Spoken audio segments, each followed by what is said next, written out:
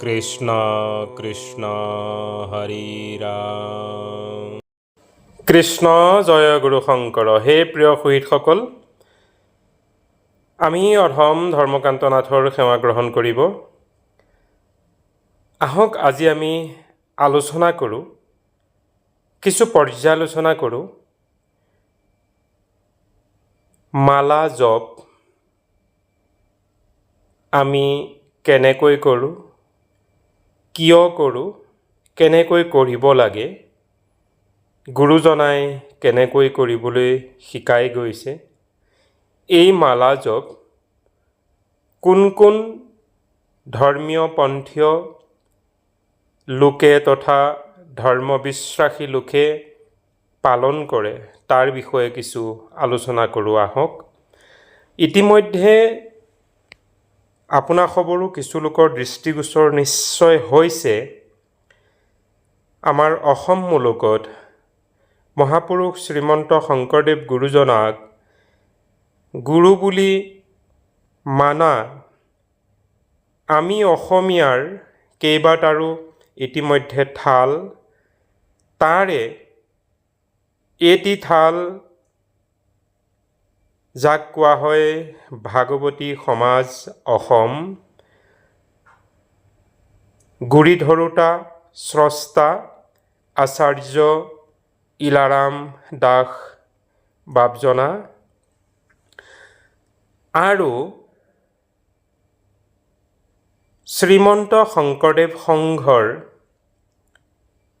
আপোনালোক সকলোৰে চিনাকি এগৰাকী পাঠক তথা ব্যাখ্যাকাৰ প্ৰাণজিৎ গগৈ বাপজনাই ব্যাখ্যা প্ৰদান কৰা কিছু কথালৈ ভাগৱতী সমাজৰ কিছু সংখ্যক লোকৰ মনত দুখ পাইছে, আৱেগ হৈছে। তাকে লৈ তেখেতলোকে প্ৰতিক্ৰিয়া প্ৰকাশ কৰিছে। আমাৰ দৃষ্টিগোচৰ হৈছে এই বিষয়টোত যেন আক্ৰমণাত্মক ৰূপেৰেও কিছু লোকে প্ৰশ্ন নিক্ষেপ কৰিছে, যেনেকৈ পৰস্পৰে কাজিয়া হ'লে যিটো ওকটা ওকটি বুলি কোৱা হয় সাধাৰণতে অসমীয়া ভাষাত, তেনেধৰণৰ ব্যৱহাৰ দেখিব পোৱা গৈছে, যিটো বৰ দুৰ্ভাগ্যজনক। মই মূল কথালৈ আহিছোঁ। মালা জপ, তাৰ আগতে প্ৰাণজিৎ গগৈ বাপজনাই প্ৰদান কৰা সেই বক্তব্যশাৰী অকণমান শুনাই লৈছোঁ, আপোনালোকে শুনি লওক। আপোনালোকলৈ সেই ভাগৱত ব্যাখ্যাকাৰজনে মালা জপৰ সম্পৰ্কত কৰা ব্যাখ্যাভাগ আপোনালোকলৈ আগবঢ়াইছোঁ।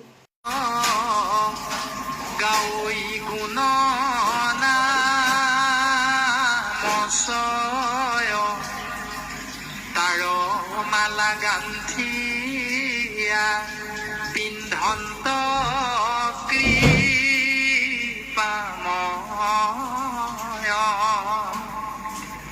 এতিয়া সমাজ বিশেষে সাম্প্ৰতিক সময়ত আমি প্ৰত্যেকৰে দৃষ্টিগোচৰ হয় যে এজন ভকত হ'বলৈ যোৱাৰ লগে লগে সমাজ বিশেষে একোধাৰিকৈ মালা গ্ৰহণ কৰা যায়। সেই মালাৰ নামো আছে সৰু মালা, মাজু মালা, বৰমালা। এইটো হ'ল দেখাচাৰ। শ্ৰীমন্ত শংকৰদেৱ সংঘ নামৰ ভক্তি পঢ়াশালী ভাগিত মাত্ৰ দেখা যায় নাম মালা জপ কৰা। এই শাস্ত্ৰসন্মত বৰ্তমান পদে ক'লে ভকতে যতেক গাৱৈ গুণ নাম ছয়। এজন ভকতে যিমানে যিমানে কৃষ্ণ গোসাঁইৰ নিৰ্গুণ নাম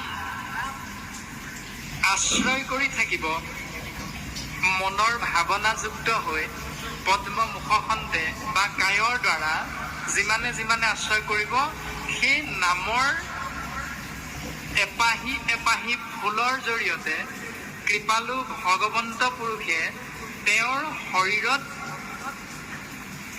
মালা স্বৰূপত পৰিধান কৰে। তাকে নাম মালা তাৰো মালা গান্ধিয়া পিন্ধন্ত কৃপাময়। কিন্তু সমাজ ব্যৱস্থাত তাৰ ওলোটাটোহে দেখা যায়। ভগৱন্তই নামমালা পিন্ধে, ভকতে আশ্ৰয় কৰে নাম, তাৰ মালা ভগৱন্তই পিন্ধে। আৰু আমাৰ সমাজত সাম্প্ৰতিক সময়ত একোজন ভকতৰ শিৰত বা ভকতৰ গলতহে কিন্তু সেই কিবা গুটিৰ কাঠৰ একোধাৰী মালা পৰিধান কৰি থকা দেখা যায়। এটা আৰু আমি সংসাৰত ভাগৱত পঢ়ি তাৰ নিয়মটো পালন কৰিছোঁ, কিন্তু অন্য এটা। এয়া হ'ল প্ৰাণজিৎ গগৈ বাপজনাই ব্যাখ্যা কৰা তেখেতৰ বক্তব্য। তেখেতৰ উদ্দেশ্য কি আছিল আমি ব্যাখ্যা নকৰিলেও সাধাৰণতে ভাৱ ভাষা বুজি পোৱা ব্যক্তিসকলে বুজি পাইছে হওক, যিটো তেওঁৰ বক্তব্যত পৰোক্ষভাৱে প্ৰকাশ কৰিছে যদিও প্ৰত্যক্ষভাৱে ইলাৰাম দাস আচাৰ্যৰ দ্বাৰা সৃষ্ট একশৰণ ভাগৱতী সমাজৰ যি নিয়ম মালা জপ, এই মালা জপৰ ব্যৱস্থাকেই যে তেওঁ কটাক্ষ কৰিছে সেয়া আমি ধৰিব পাৰিছোঁ। আৰু সেই একেটা ভাৱনাই ভাগৱতী সমাজৰ ব্যক্তি কিছুৱে শুনিব পাই মনত দুখ পাইছে আৰু তেখেতলোকে কিছু যুক্তি আগবঢ়াইছে, কিংবা কিছু বৰ কৰ্কশভাৱেৰেও আক্ৰমণ কৰা দেখা গৈছে। এই বিষয়টোত আমাৰ দৃষ্টিগোচৰ এয়ে যে প্ৰথম কথা, আমি সকলো যিসকল সেৱক বাপায়ে মহাপুৰুষ গুৰুজনাৰ আমি প্ৰপন্ন শিষ্য হিচাপে নিজকে মানি লৈছোঁ, আমি সকলোৱে কিবা পৰিস্থিতিত আমি আজি ভাগে ভাগে ঠালে ঠালে আছোঁ হওক, মই ব্যক্তিগতভাৱে বিচাৰোঁ, যিহেতু ভাগৱত এখন, গুৰু এজন, কীৰ্তন দশম এখন, তেতিয়াহ'লে আমাৰ মাজত সত্ৰ কিয়, সংঘ কিয়, ভাগৱতী সমাজ কিয়, কিংবা সেৱক সংঘ কিয় আৰু ইত্যাদি ইত্যাদি কিয়, যিসকলে মহাপুৰুষ শ্ৰীমন্ত শংকৰদেৱক গুৰু বুলি নাই মনা, যেনেকৈ আপুনি আৰু মই কোনোবাই ভাবিছোঁ মানিছোঁ, সেইসকলেও আওপকীয়াকৈ মানিছে। মই আগৰ এটা ভিডিঅ'ত কৈছিলোঁ যে ঘূৰি ঘূৰি শংকৰতেই শৰণ, নল'লে অসমীয়াৰ আমাৰ অস্তিত্ব নাই।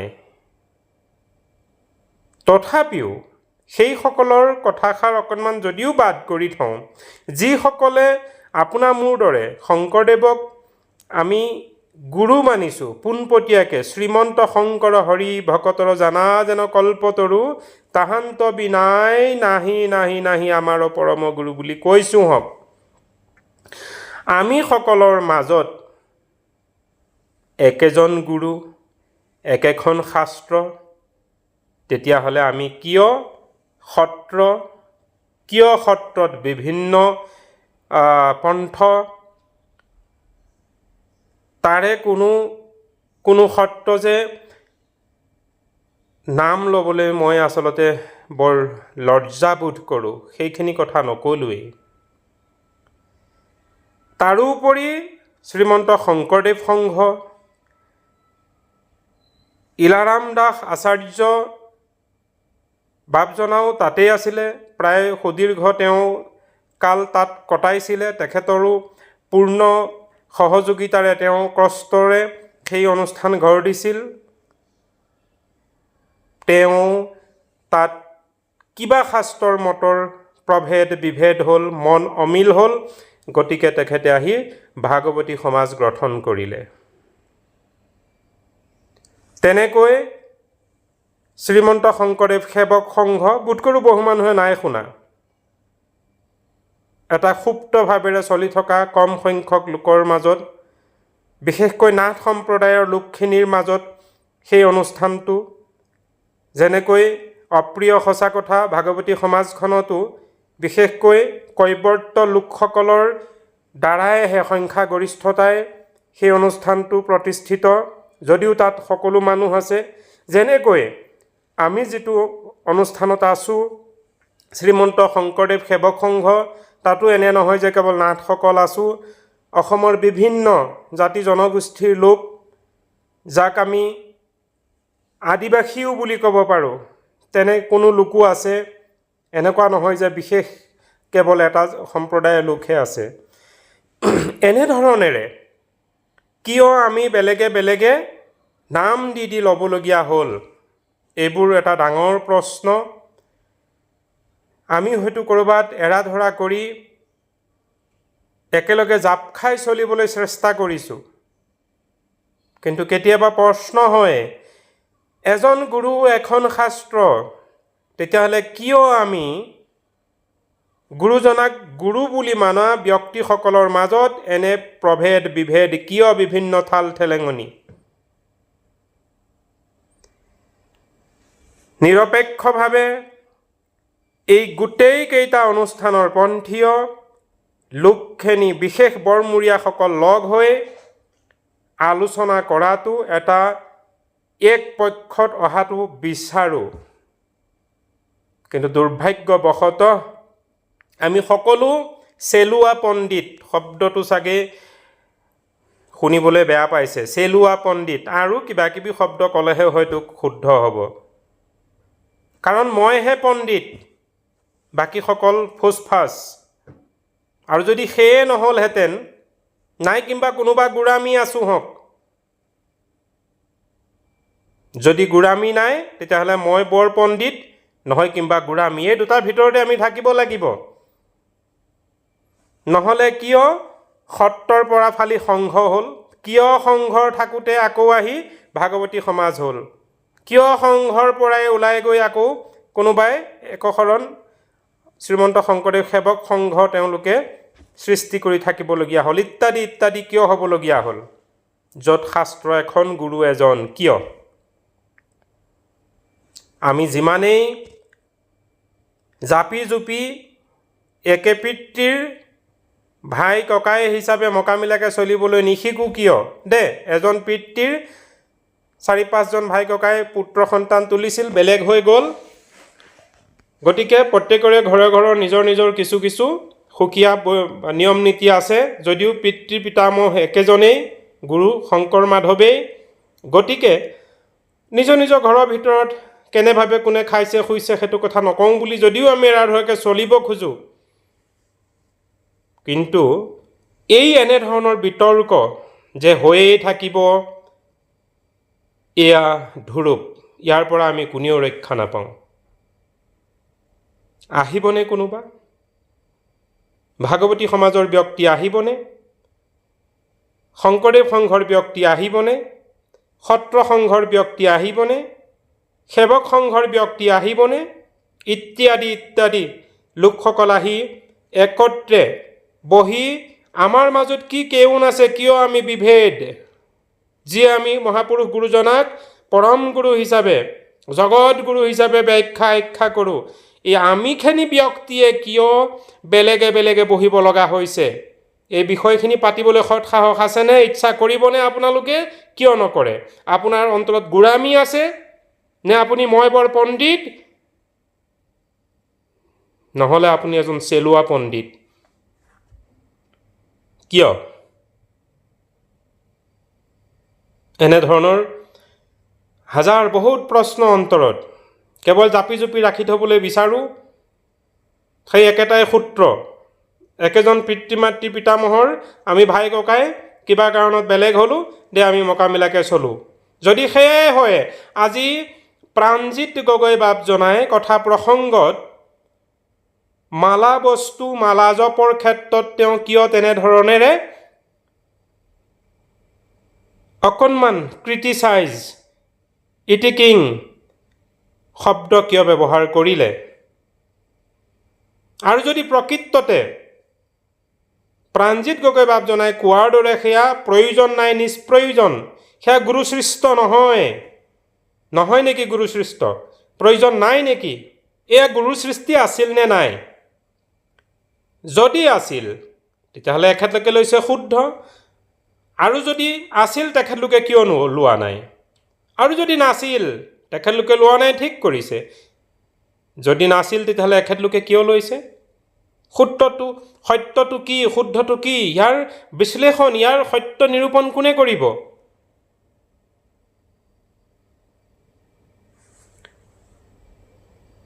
আমি আশা কৰোঁ আমি এই বিভিন্ন পন্থীয় লোকসকলে, বৰমূৰীয়াসকলে, শাস্ত্ৰজ্ঞসকলে একেমুখে বহি এনেধৰণৰ কিছু সমস্যা যিবোৰ আমাৰ মাজত আছে, মই ইউটিউবৰ মাধ্যমেৰে পাইছিলোঁ আগতো যে শংকৰদেৱ সংঘৰ পৰা আচাৰ্য ইলাৰাম দাস বাপ কিয় ওলাই আহিছিল, সেয়াও কিছু বিতৰ্কিত বক্তব্যৰ ভিডিঅ'সমূহ দেখিছিলোঁ। যদিও সেয়া কোনো লোকে যেন ক'ৰবাত ঢাকিব খোজে বা না ক'বলৈ খোজে, কোনো লোকে কিন্তু ন দি সেইবোৰ ক'ব খোজে। যদি সেয়াও হয় আচলতে বৰ দুৰ্ভাগ্যৰ বিষয়। সেয়েহে কৈছোঁ, বহু বিতৰ্ক শংকৰদেৱক লৈ। শংকৰদেৱে গুৰুজনাই আমাক সকলো দি থৈ গ'ল, কিন্তু পোনপটীয়াকৈ এখন সংবিধান আমালৈ দি থৈ নগ'ল। তেখেতে ভাগৱত ৰচনা কৰি থৈ গ'ল, কীৰ্তন দশম দি থৈ গুচি গ'ল। তাৰ মাজতেই আমাক আচলতে আমাৰ যি অভিধান, সংবিধান বুলি আমি ক'ব খোজোঁ, ধৰ্ম যি গণ্ডি নীতিবোৰ চলাই নিবৰ কাৰণে, সেয়া তাৰ মাজতেই আছে। কিন্তু তাৰ মাজতেই বুটলি আমি নতুনকৈ যি প্ৰস্তাৱনা আমি গঠন কৰি লৈছোঁ, আজি শংকৰদেৱ সংঘৰো বেলেগ, ভাগৱতী সমাজৰো বেলেগ, সত্ৰ সমাজৰো বেলেগ, আমাৰো নিশ্চয় ক'ৰবাত দুই এক বেলেগ হ'ব। কিয় বেলেগ? যদি গুৰু এজন, যদি শাস্ত্ৰ এখন, যদি মত এক, তেতিয়াহ'লে আমাৰ এই সংবিধানবিলাক কিয় বেলেগ? আমাৰ বিধিসমূহ কিয় বেলেগ? গুৰুজনাই আমাৰ বোধেৰে যদি তেখেতে কৃষ্ণ শ্ৰেষ্ঠ নাম মাত্ৰ মুখ্য কলিত মনুষ্যৰ কাৰণে এই পৰম সত্যটো প্ৰকাশ কৰাৰ লগে লগে এই এনেধৰণৰ যিবোৰ কথা, মালা জপ কৰিব লাগে নে নালাগে, সৰু মালা, মাজু মালা, বৰমালা ল'ব লাগে নে নালাগে, আৰু বিভিন্ন বিতৰ্ক, এইসমূহ আমি কৰিব লাগে নে নালাগে, কেইদিনীয়া কৰিব লাগে, কেইদিনীয়া কৰিব নালাগে, এই এনেধৰণৰ গোটেই বিষয়বোৰে যদি এখন সংবিধান যদি গুৰুজনাই দি থৈ গ'লহেঁতেন, তেখেতে চাগে ভবা নাছিল আমি আজি মনুষ্যবিলাক যে আচলতে ইমান, কি বুলি ক'ম, মই বৰ কম নে কোটৰ কি কম নে অকৰা কম, কি কম মানে তেওঁ ভবা নাছিল। নহ'লে হয়তো তেখেতে সেয়াও কৰি থৈ গ'লহেঁতেন, তেখেতে যদি ভাবিলেহেঁতেন, আৰু তেখেতে নাভাবিলে। গতিকে আজি এয়া পৰিৱেশ। এটা সাধাৰণ প্ৰথম আমি উদাহৰণ আগবঢ়াব খুজিছোঁ। আমি শৈশৱতে এখন পিচবৰ্ড বুলি কৈ ব্যৱহাৰ কৰিছিলোঁ। বোধ কৰোঁ আপোনালোকৰো মনত আছে, কিছুসকলে হয়তো নাই কৰা। অলপ কাঢ়া চিঞাহীৰে লেখা এখন পিচবৰ্ড তলত ভৰাই দি ওপৰত সেইমতে লাইনটো যাতে বেকা হৈ নাযায় আমি লৈ লৈছিলোঁ আৰু পাতটোত লিখিছিলোঁ। সেই পাতটো আমাৰ লেখি হোৱাৰ লগতে পিছৰ পাতটোত লিখিবৰ কাৰণে আকৌ তাৰ তলফালে পিচবৰ্ডখন লগাই লৈছিলোঁ, যাতে আমাৰ শাৰীকেইটা বেকা বেকি নহয়, ওখ চাপ নহয়, পোনে পোনে যায়।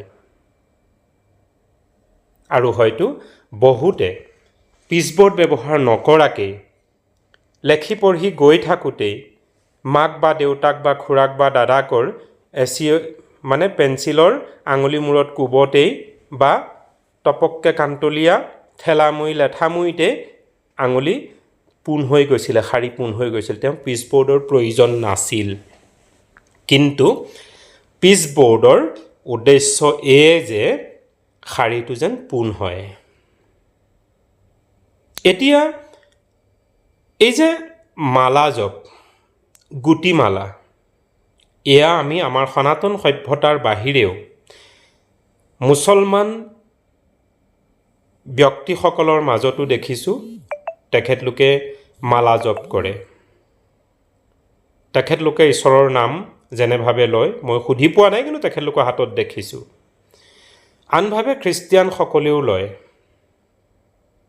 মানে ঈশ্বৰৰ নাম মাত্ৰ সত্য, আৰু আমি সনাতন পৰম্পৰা লোকসকলেও লওঁ।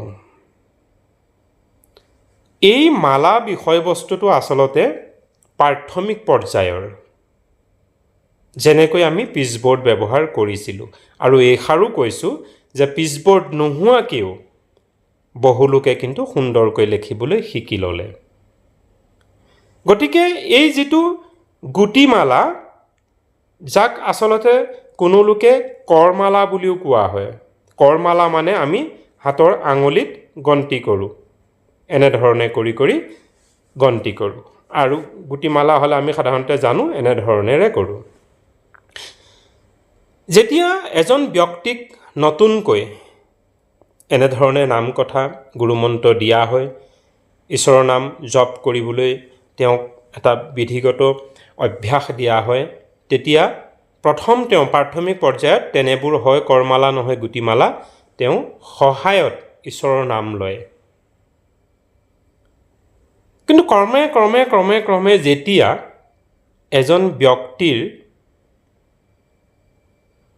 স্থিতি এক পৰ্যায়ত পাই যায়গৈ, তেতিয়ালৈ যেনেকৈ পিচবৰ্ডৰ প্ৰয়োজন নাই, তেনেকৈ এই কৰমালা কিংবা গুটিমালাৰো প্ৰয়োজন নাথাকে। যদি নাথাকে তেতিয়াহ'লে কেৱল এই ব্যৱস্থাটো যদি সেইটোভাৱে আমি মানো, তেতিয়াহ'লে প্ৰাথমিক পৰ্যায়ৰ যিসকল যুৱক যুৱতী তেওঁলোকক দিব লাগে, আৰু যিসকলৰ পূৰ্ণ হোৱা নাই তেখেতলোকৰ অনুশীলন, সেইসকলৰ হাতত থাকিব লাগে। বিশেষ পৰ্যায়ৰ সকলত থাকিব নালাগে। যদি বয়সত বৃদ্ধ হৈ গৈছেগৈ অথচ তেওঁৰ হাতত আছে, তেতিয়াহ'লে আমি ভাবিব লাগিব যে তেওঁ এতিয়াও পূৰ্ণ পৰ্যায়লৈ যাব পৰা নাই। আচলতে কিছুমান বস্তু আমি সামাজিক এটা ব্যৱস্থা, দৰ্শন যদি জীয়াই নাৰাখোঁ, তেতিয়াহ'লে পিছৰ সকলে তাক পাহৰি যাব হয়তো। গতিকে পিছৰ সকলে যেন দেখি তাক আঁকোৱালি লয়, গতিকেও এটা নিয়ম আৰু নৈমিত্তিক হিচাপে এজন বিশেষ ব্যক্তিয়েও, বিশেষ পৰ্যায়ত পোৱা ব্যক্তিয়েও কৰমালা কিংবা গুটিমালা তেওঁৰ দ্বাৰাই ঈশ্বৰৰ নামৰ মালা জপ কৰে। আমি অধমে আমি কৰমালা ব্যৱহাৰ কৰিছিলোঁ, আমি গুটিমালাৰো ব্যৱহাৰ কৰিছিলোঁ, আৰু বৰ্তমানত আমি কৰমালা কিংবা গুটিমালা এই দুই ভাগকে অৱমাননা কৰা নাই, কিন্তু সেই দুই ভাগ আমাক আজি প্ৰয়োজন নাই। আমি আজি এনেকৈ মন্ত্ৰ জপ কৰোঁ, এটা মাত্ৰ আভাস দিছোঁ, চাওকচোন। কৃষ্ণ কৃষ্ণ হৰি ৰাম, কৃষ্ণ কৃষ্ণ হৰি ৰাম, কৃষ্ণ কৃষ্ণ হৰি ৰাম। যেতিয়া এজন ব্যক্তি বৈশ্য হৈ যায়, অভ্যাস পূৰ্ণ হৈ যায়, তেতিয়া তেওঁক এই কৰমালা কিংবা গুটিমালাৰ একো প্ৰয়োজন নাথাকে। তেওঁ য'তেই বহে, য'তেই থাকে, যেনেকৈয়ে থাকে, যি পৰিস্থিতিতেই নাথাকক, মুখেৰে শব্দও নকয়, কেৱল নিজৰ চিত্তক, মনক বান্ধি চিত্তক এক কৰি মুখৰ ভিতৰতে অন্তৰতেই, জিভাও নলৰোৱাকেই মনৰ ভিতৰতেই ঈশ্বৰৰ নাম মালা গাঁঠি থাকে, ঈশ্বৰৰ নামৰ মালা তেওঁ গাঁঠি থাকে। আৰু সেই নামৰ মালা আমি মনুষ্যসকলে ঈশ্বৰৰ নামৰ মালা যেতিয়া আমি অনৰ্গল হৃদয়ত যেতিয়া গাঁঠি থাকোঁ, তেতিয়া আমি মানে আমি ঈশ্বৰৰ ক্ষুদ্ৰতম এটি যি জীৱ, আমি ঈশ্বৰৰ মুখী হওঁ, আৰু ঈশ্বৰে তেৰাৰ আমি দাসৰো দাস হিচাপে আমি তেখেতৰ যি নাম মালিকা আমি লৈ আছোঁ, এই নাম মালিকা তেখেতেও আনন্দ মনেৰে হেনো বোলে গ্ৰহণ কৰে, তেখেতে আনন্দ কৰে। গতিকে বিশেষ পৰ্যায় পোৱাৰ পিছত আমাক গুটিমালা কৰমালাৰ প্ৰয়োজন নাই। কিন্তু এখন সমাজ, এটা পৰিৱেশ বৰ্তাই ৰাখিবৰ কাৰণে আমি এই কিছু নিয়ম পালন কৰি যাব লাগে। গতিকে যদিও কথা ভাব আৰু ক'ৰবাত ৰৈ গৈছে, মাৰ্জনা কৰিব। সৰু মানুহ, সৰু দিমাগৰ মানুহ, আমি এটাইহে অনুৰোধ জনাওঁ সকলোকে, এনেধৰণৰ কিছুমান কথা নোকোৱাই ভাল, যি কথাই আমি অসমীয়াৰ মাজত বিভেদৰ সৃষ্টি কৰে, আমি একে গুৰু সেৱকসকলৰ মাজত বিভেদৰ সৃষ্টি কৰে, অন্তৰত ক'ৰবাত ঘৃণাৰ ভাৱ সৃষ্টি কৰে। সেই মহান পাঠকসকল তথা ব্যাখ্যাকাৰসকল, দয়া কৰি আপোনাসৱে এনেধৰণৰ বিভেদমূলক কথাবোৰ নক'ব। চাওক, এজনাইতো কৈও দিছিলে যে তেওঁলোক হেনো বোলে উলংগ প্ৰায়, তেওঁলোকৰ একো নাই। এইবোৰ কথা জানো শুনিবলৈ ভাল লাগিছে? চাওকচোন বাৰু, কোনোবাই যদি কণ্ঠমালা এডাল, ইয়াতে যদি সেই আমি যিডাল মালা গাঁঠো, মানে জপ কৰোঁ, সেই মালাডাল ডিঙিত পিন্ধিও আছে, তাত জানো হৰিভকতি ক'ৰবাত বিঘ্নিত হয়? নহয়। কোনোবা এজনে যদি হাতত কৰমালাই কৰিছে, কিংবা গুটিমালাই লৈ যদি বহি যদি ঈশ্বৰৰ নাম জপ কৰিছে, সেয়াই জানো গুৰু ধৰ্মৰ অপৰাধ হয়? আৰু যিজন উচ্চ স্তৰ পাই গৈছেগৈ, ধৰি লওক আপুনি এটা বিশেষ স্তৰ পালেগৈ, সেই বুলি আপুনি আন এজনকো সেই স্তৰটো পালেগৈ বুলিনো বাৰু কেনেকৈ ভাবি ল'ব? কথাটো লক্ষ্য কৰিছেনে বাৰু? গতিকে বিষয়বস্তু আমি কিছু গূঢ়াৰ্থ, অকণ ভবাগুণা কৰি যেন বক্তব্যবোৰ ৰাখোঁ। আৰু বিচাৰ কৰিব লগা বিষয় আছে। আমি নিৰপেক্ষভাৱে প্ৰতিটো আমাৰ পন্থীয় লোকেই বহি এই বিষয়বোৰ আঁসোৱাহবোৰ দূৰ কৰিব লাগে। আমাৰ সামাজিক কিছুমান চলা ফিৰা নিয়ম নীতিৰো আমি 19-20 দেখি আছোঁ, যিবোৰ যেন এখন ডাঙৰ ৱাল হৈ ৰৈ গৈছে। নহ'বইনো কিয়? এই সৃষ্টি যেন সেইকেইটা মতবাদক লৈ। গতিকে শেহত কওঁ, আপোনাৰ আমাৰ বাৰু সেইখিনি কেতিয়াবা শুদ্ধমতি হ'বনে? আমি উভয়েৰে যি আমাৰ স্ৰষ্টাসকলে, আমাৰ পন্থ সৃষ্টিকাৰীসকলে সেইকেইটা মতক একত্ৰ কৰিব নোৱাৰিয়ে বিভেদ হ'ল, আজি আমি সেই মতকেইটা কোনোৱে কাৰো ওচৰত চাৰেণ্ডাৰ কৰি নহয়, আত্মসমৰ্পণ কৰি নহয়, বৰঞ্চ শাস্ত্ৰক সাৰোগত কৰি শাস্ত্ৰসন্মতভাৱে আমি এটা মতত উপনীত হ'ব পাৰিমনে বাৰু? এই বিষয়টো প্ৰয়োজন নাইনে বাৰু? আমি আশা কৰোঁ প্ৰতিজন মহাপুৰুষীয়াই, প্ৰতিজন ব্যক্তিয়ে যি মহাপুৰুষ গুৰুজনাক পৰম গুৰু হিচাপে মানিছে, সেই প্ৰত্যেকজন ব্যক্তিয়ে আমাৰ মাজত থকা এই যিখিনি বিভেদ আঁসোৱাহ, এইখিনি নিৰাময় কৰিবলৈ এক হ'ব বুলি আমি আশা কৰি আজিলৈ আমাৰ ভিডিঅ'টো ইমানতে ৰাখিছোঁ। ভুল ত্ৰুটি, বাক্য ছিদ্ৰ যদি কিবা হৈ গৈছে, ভগৱন্তৰ সেৱকৰ দাস আৰু দাস হিচাপে আমাক মাৰ্জনা কৰিব। কৃষ্ণ জয় গুৰু শংকৰ কৃষ্ণ। শেহত আমি কেনেকৈ ঈশ্বৰৰ নাম মালা জপ কৰোঁ অকণমান আগবঢ়াই দিছোঁ, আপোনালোকে চাওকচোন। কৃষ্ণ জয় গুৰু শংকৰ।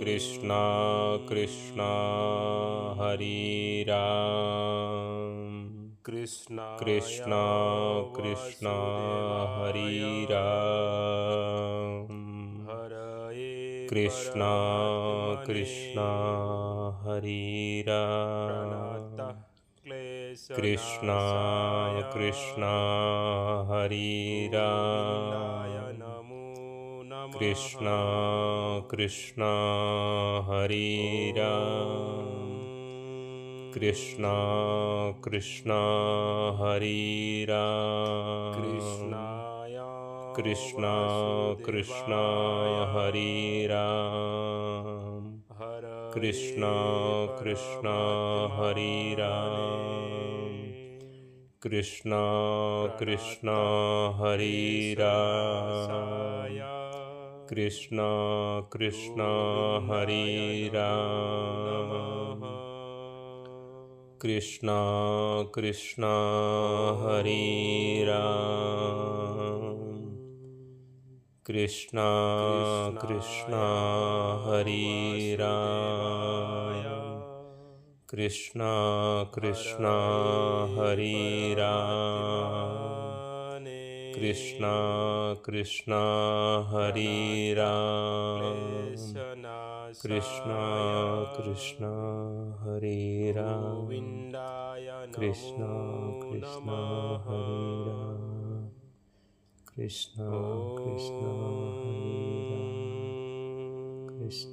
কৃষ্ণ হরে রাম কৃষ্ণ কৃষ্ণ কৃষ্ণ কৃষ্ণ কৃষ্ণ কৃষ্ণ গুরু শঙ্কর মাধব কৃষ্ণ কৃষ্ণ কৃষ্ণ